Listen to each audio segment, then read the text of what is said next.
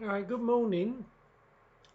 I just wanted to make a very quick video. I'm not going to go on for long about an interaction I had on the LBC page because I think it's interesting in what it says about how we in the movement approach normies on mainstream platforms. So I was on the LBC page, bit of rage fuel where James O'Brien, they had a little clip from him, and he was saying that all the people like me who aren't that keen on Meghan Markle, see, the argument started with Meghan Markle, like I'm sure a lot of arguments will today. We just dislike Meghan Markle because the media, the newspapers, have brainwashed us, or just because we hate her because she's mixed race, which again is nonsense. So I replied under the post. I don't know if O'Brien reads them, but like I say, other members of the public would see it. So I said to him, "So O'Brien, I just dislike Meghan Markle because of what the Daily Mail told me. Wrong again, capital letters, sunshine.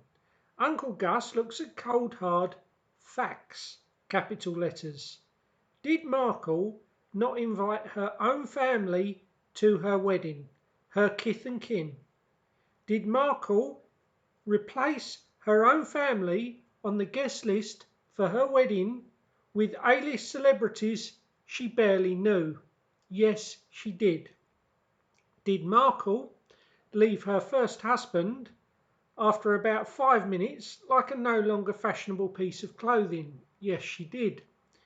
Did Markle go for a drink with Piers Morgan when she was a struggling actress desperate for fame, then dump him the minute she became more famous than Piers Morgan by shagging her woke ginger puppet, so she didn't need his help or connections anymore? Did Markle go on an incredulously expensive baby shower to New York whilst bleating victimhood? Again, yes, she did. Did Markle get the wedding she wanted, with black gospel choirs and foreign American preachers bleating on about Martin Luther King? Brackets, what the F has this got to do with Britain? Then, despite getting the wedding that she demanded and she wanted, she still whinged about our sacred Westminster historic abbey smelling musty.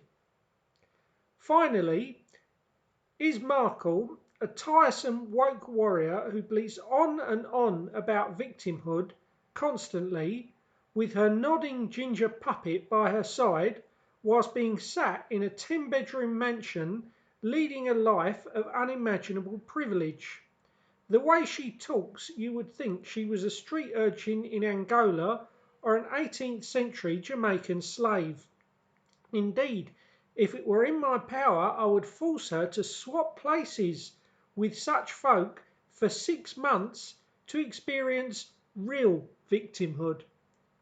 Markle is a shallow, social climbing opportunist with a massive lefty chip on her shoulder." So I said this, and then obviously you sit back and you wait, and members of brainwashed normies and libtards and black people come and attack you. So I then had this young black lad, and he called me Brexit voting thick racist gammon.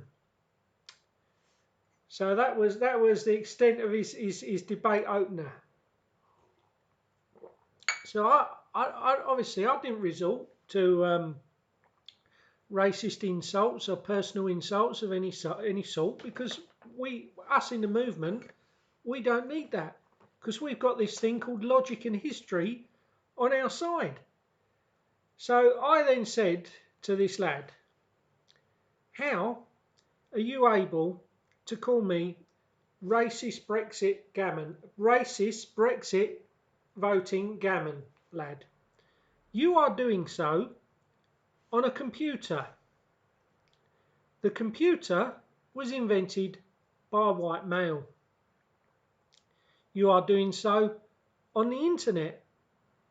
That was Berners-Lee, I think, who invented the internet, and he was another white male.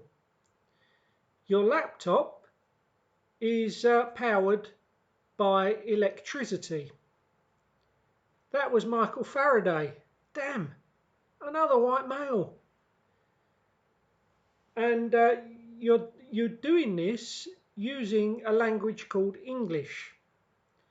Now, obviously, the origins of when English went from Anglo-Saxon dialogue and Viking dialects into the modern form that we today know as English is obscure, but it was sometime in the 7th and 8th century, maybe early 9th century. You know, people like the Venerable Bede, monks would have codified, grammatified and first written down and used the language that we would recognise as English today. But again, it's safe to say all the people who did this, all the people who created English, all these medieval monks and scribes, they were white males. Now, I said to him also, you're doing all this on the laptop that a white male invented, on the internet that a white male invented, using a language that the white male invented, sat in a house where you're keeping your black ass warm out of the environment it was evolved for by central heating. Because if you were freezing cold, I doubt you'd have time to sit on your laptop insulting Brexit voting thick racist gammon. And who invented the central heating? Damn, that was the Romans. That was more white males. And what I forgot to say is that the phone line that connects his hub, where he gets his internet from, to the phone line, was invented. The idea of telecommunication by phone line was invented by Alexander Graham Bell, who was, yes, another white male. So I said to him then, I said, well, it's lucky we haven't just got the discoveries of your ancestors to rely upon, or you could only insult me if I was in the next mud hut along.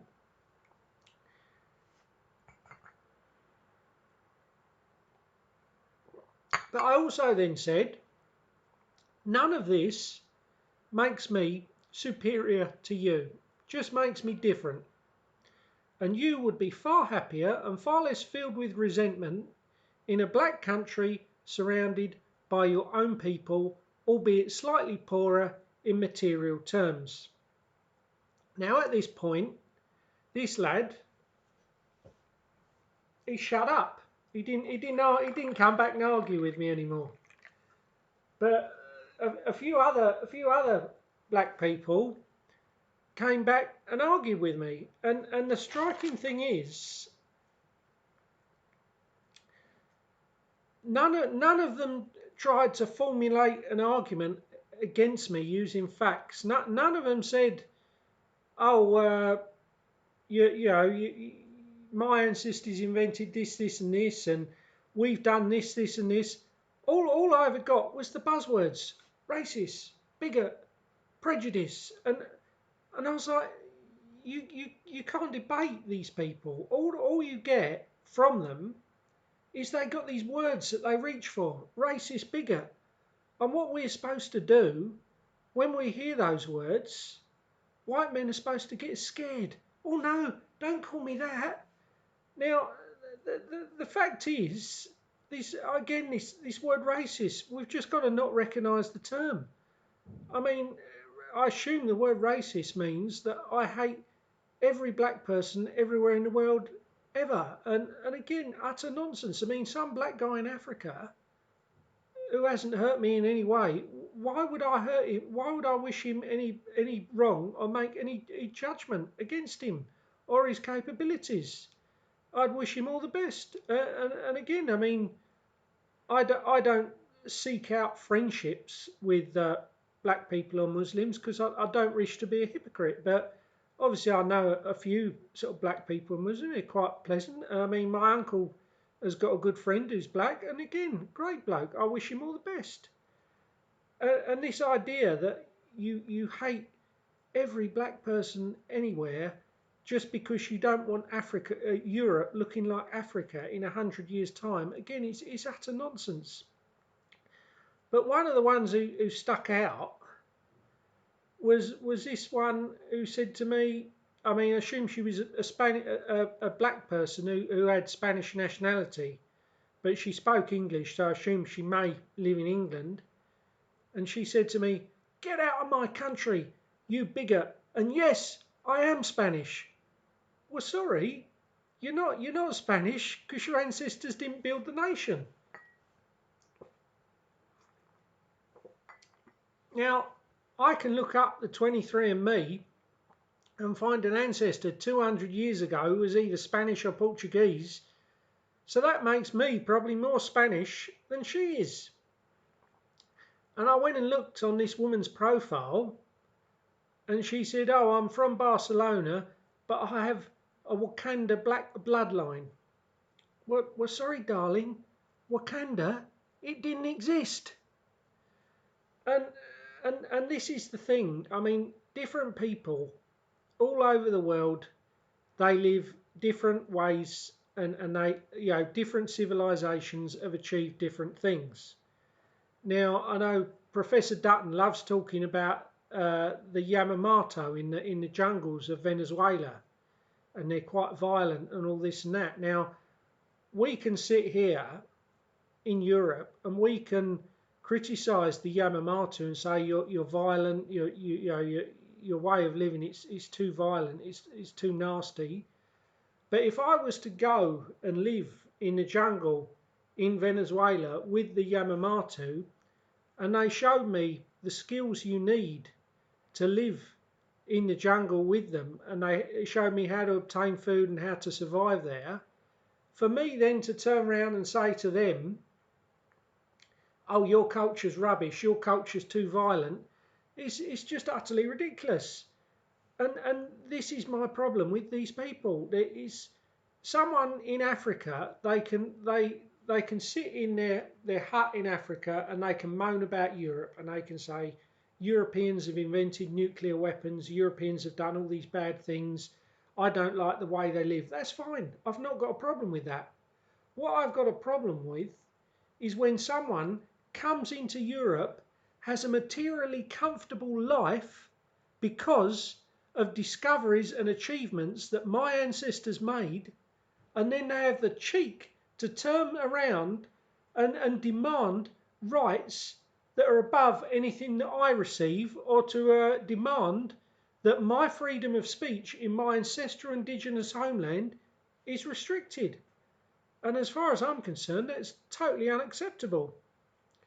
So I just thought I'd put this out there just as a little brief thing to say that when us in the movement are on these mainstream pages like the LBC Instagram page, or under the Daily Mail comments bit, or any sort of mainstream media comment area, and we come across people who brainwashed normies and libtard fanatics and black people who just want to say to us bigot, racist, there's no need to insult them back.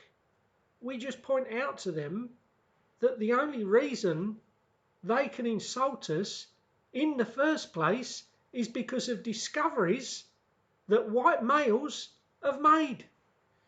And obviously LBC, I look back on their page, and surprise, surprise, while they've left my initial statement about Meghan Markle up, they've deleted my reply about white males making all these inventions. Now, why on earth would they do that, eh? So thanks for your time and bye bye.